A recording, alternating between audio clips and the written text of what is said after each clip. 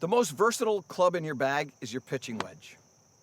It is designed to go for you a certain distance. For me, it goes about 135 yards.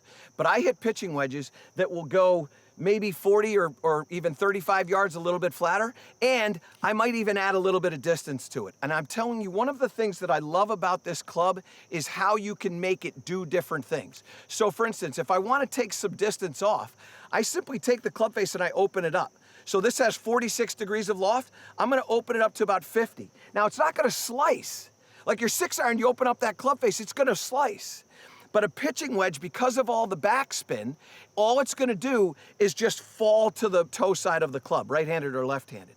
You do have to aim a little to the pull side. So if I'm trying to hit the ball at a certain target, I'm gonna aim at about 11:30. I'm gonna leave the club face now at 12 o'clock. And what this is gonna do is it's gonna jump off, it's gonna deflect off the club face slightly to my right, and it's gonna go a little bit higher, and consequently, it'll go a little bit shorter.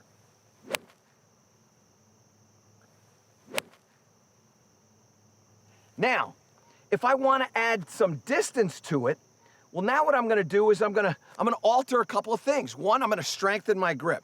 So I'm gonna get my grip turned to the trail side or to my right side. Then I'm gonna move the ball back in my stance. And again, what this is gonna do is it's gonna give this club, when it gets to the ball, the delivery loft, or loft delivery is probably gonna be, I'm gonna say from a normal thing, it's probably about 4 or 5 degrees less loft on the club face. So again, I'll do this little drill. So a pitching wedge, middle stance. Now I get that out, and now it's back of that. Now I take my hands and I get them a little stronger. And now when I hit this, this might have a little turn of draw to it, but it's gonna leave a little bit lower and it's gonna go quite a bit farther.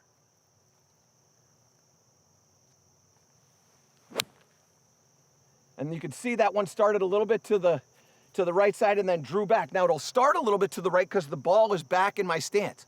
So by moving that ball around and by altering my grip, what I do is the grip is gonna offset the start to the right, the openness of the face. I'm changing that by altering my grip. And now the club comes in and it's a little bit square, maybe a little bit less loft because of that ball position being back. Now that's another thing that I'm gonna do. And then finally, if I need to really squeeze out some more distance, let's just say for the sake of argument that I need, for some reason, I left my 9-iron. You know what happened? This is what happened. Back on hole number 6, I left my 9-iron out on the hole. Have you ever done that? Yeah, stand in line, raise your hand. Yeah, I know, we've done it. And so your 9-iron's gone. So now you gotta get a lot out of this pitching wedge. So this is what you're gonna do now. You're gonna take the stronger grip, you're gonna move the ball back. But now what you're gonna do is you're gonna punch that target. You're gonna hang on to this bend in the trail arm and you're gonna punch the target. And this thing is gonna jump off the club face. And then your biggest concern is gonna be, who's got my 9-iron?